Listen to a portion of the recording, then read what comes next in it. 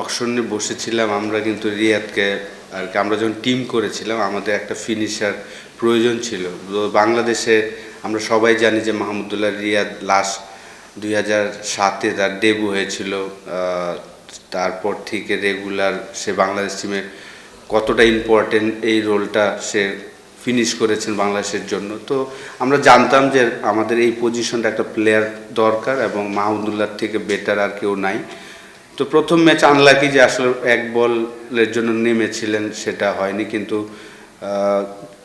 এখন যে ব্যাটিং করছেন লাস্ট 3-4 বছরই আমি বলবো যে কেরিয়ারের বেস্ট টাইমটা। যদিও হাতুরা সিংয়ের সময় আমি মনে করি যে ওই সময়টা ওর কেরিয়ারের বেস্ট সময় কাটিয়েছিলেন 2014 থেকে 2018 পর্যন্ত। ওই সময় তার অ্যাভারেজ অলমোস্ট 50 ছিল।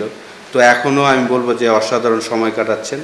আমরা লাকি যে তাকেও আমরা পেয়েছি, মোস্তাফিজের মতন মাহমুদুল্লাহকে আমরা পাওয়াতে আমরা খুব ভাগ্যবান।